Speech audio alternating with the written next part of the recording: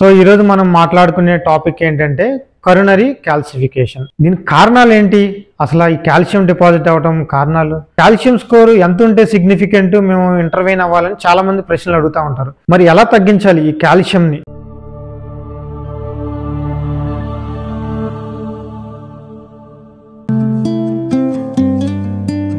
Hi అండి, నా పేరు Nagarjuna Balla, interventional cardiologist at Sivaprasad Hrudayalaya. So ఈరోజు మనం మాట్లాడుకునే టాపిక్ ఏంటంటే కరోనరీ క్యాల్సిఫికేషన్. కరోనరీ క్యాల్సిఫికేషన్ అంటే ఏంటి అసలు?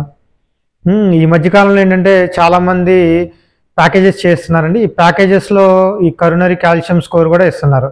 సో చాలామంది వచ్చి మనల్ని అడుగుతూ ఉంటారు, సార్ కరోనరీ కాల్షియం స్కోర్ అంటే ఏంటి, అసలు ఎంత అయితే సిగ్నిఫికెంట్ అని మనల్ని తరచుగా ఓపీలో మనం అడుగుతూ ఉంటారు. సో కరోనరీ క్యాల్సిఫికేషన్ అంటే ఏంటి అంటే, మన రక్తనాళాల్లో, మెయిన్గా గుండె రక్తనాళాల్లో కాల్షియం డిపాజిట్ అవటమే కరోనరీ క్యాల్సిఫికేషన్ అంటామండి. ఇదేంటంటే it's a process of cholesterol deposition. ఇది ఒక భాగం అనమాట కొలెస్ట్రాల్ డిపాజిషన్లో. ఓకే, దీనికి కారణాలు ఏంటి, అసలు ఈ కాల్షియం డిపాజిట్ అవ్వటం కారణాలు అంటే కొన్ని స్టడీస్ చేశారండి. ఆ స్టడీస్లో ఏం తేలిందంటే మేల్స్ మోర్ దాన్ ఫిమేల్స్, అంటే మగవాళ్ళలో ఎక్కువ చూస్తాము కాల్షియం డిపాజిట్ రేదర్ దాన్ ఫిమేల్స్. నెక్స్ట్ వయసు పెరిగే కొద్దీ ఈ కాల్షియం డిపాజిట్ అనేది చాలా ఎక్కువగా ఉంటుంది. స్మోకింగ్ చేసే వాళ్ళలో కాల్షియం చాలా ఎక్కువగా ఉంటుంది. నెక్స్ట్ ఊబకాయం, ఒబిసిటీ ఉన్న వాళ్ళలో కూడా కాల్షియం ఎక్కువ ఉంటుంది.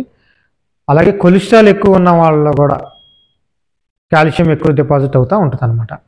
Next family history of heart డిసీజెస్లో కూడా ఉన్న వాళ్ళలో కూడా ఈ కాల్షియం డిపాజిట్ అనేది మనం తరచుగా చూస్తూ ఉంటామండి.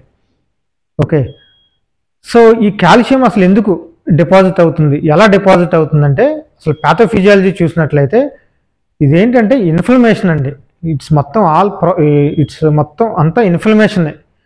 Inflammation, cholesterol, LDL cholesterol oxidise అయిపోయి ఫైనల్గా మనకి మన రక్తనాళాల్లో కాల్షియం డిపాజిట్ చేసి ఆ ఎలాస్టిసిటీ లూజ్ అయిపోయి రక్తనాళాలు లైక్ ఏ హార్డ్ బోన్ లాగా తయారైపోతుందండి రక్తనాళాలు.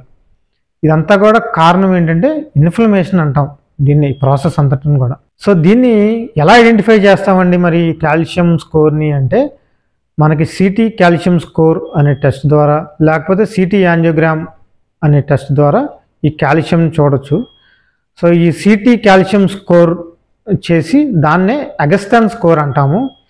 దాంట్లో ఏంటంటే ఈ స్కోరింగ్ సిస్టమ్ ఎలా ఉంటుందంటే, 0 ఉంటే నో రిస్క్, 1 to 99 ఉంటే మైల్డ్ రిస్క్, 99 to 399 ఉంటే మోడరేట్ రిస్క్, మోర్ దెన్ 400 ఉంటే సివియర్ రిస్క్ అని అంటామండి.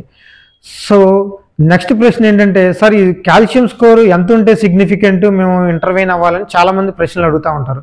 సో ఈ కాల్షియం స్కోర్ ఏంటంటే మోర్ దెన్ 100 ఉన్నప్పుడు, అంటే మోర్ దెన్ 100 ఉన్నప్పుడు వాళ్ళు ఏంటంటే కన్వెన్షనల్ యాంజియోగ్రామ్ చేసుకోవడం బెస్ట్. ఎందుకు అంటే ఈ కాల్షియం ఉన్న చోట బ్లాక్ ఉండే ఛాన్సెస్, అంటే ప్రాబబిలిటీ కొంచెం ఎక్కువగా ఉంటుంది అనమాట. సో అందరిలోనూ ఉంటుందా అంటే మనం చెప్పలేము, కొంతమందిలో ఉండవచ్చు.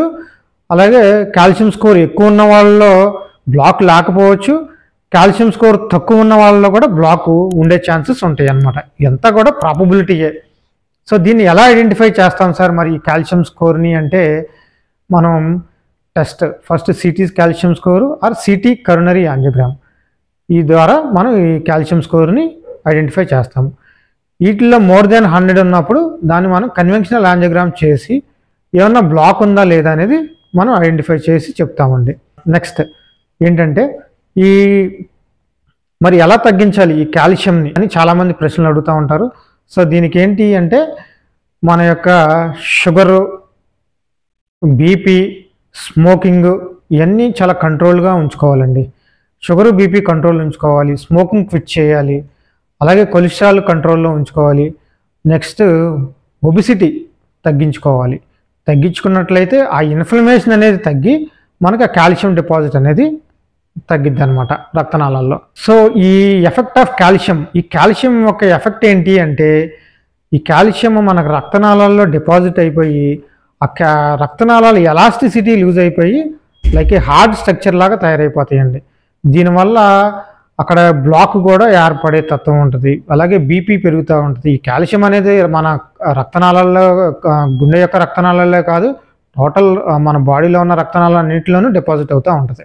సో మరి ఈ కాల్షియం ఇప్పుడు రక్తనాళాల్లో కాల్షియం డిపాజిట్ అయ్యి బ్లాక్ ఉంది, అప్పుడు మరి దీన్ని ఎలా చేయాలి సార్ అని చాలామంది ప్రశ్నలు అడుగుతూ ఉంటారు. సో ఈ కాల్షియంని బ్రేక్ చేయడానికి చాలా డివైజెస్ ఉన్నాయండి మన దగ్గర. అవి ఏంటి అంటే లైక్ లేజర్ వల్ల బ్రేక్ చేయొచ్చు, నెక్స్ట్ రోటాబిలేషన్ డివైజెస్, నెక్స్ట్ ఆర్బిటాల్ ఇథరెక్టమీ అని, కటింగ్ బెలూన్స్ అని రకరకాల పరికరాలు ఉంటాయి. వాటితో ఏంటంటే ఈ కాల్షియంని డ్రిల్ చేసి చిప్ చేసి నీట్గా ఆ రక్తనాళాలని సాఫీ చేసి అప్పుడు స్టంట్ వేస్తే మనకి ఆ స్టంట్ బ్లాక్ అయ్యే ఛాన్సెస్ చాలా తక్కువ ఉంటాయండి. చాలామంది ఓపీలో ప్రశ్న అడిగేది ఏంటంటే మేము కాల్షియం ఉన్న ప్రొడక్ట్స్ ఎక్కువ తింటున్నామండి, సో దానివల్ల ఏమైనా ఎఫెక్ట్ ఉంటుందా కాల్షియం డిపాజిట్ అవటానికి అనేది అడుగుతూ ఉంటారు. సో డైటరీ కాల్షియం వల్ల మనకి రక్తనాళాల్లో కాల్షియం డిపాజిట్ అవుతుంది. సప్లిమెంటేషన్ కాల్షియం అంటే టాబ్లెట్ ఫామ్లో తీసుకునే కాల్షియం వల్ల if it is more than 1000 milligrams per day ఉంటే అప్పుడు మనకి రక్తనాళాల్లో ఈ కాల్షియం డిపాజిట్ అనేది చూస్తాము. సో అందుకే ఏంటంటే supplementation calcium less than 500 to 600 milligrams per day తీసుకుంటే మనకి ఈ కాల్షియం డిపాజిట్ అనేది జరగదండి మన రక్తనాళాల్లో. Thank you.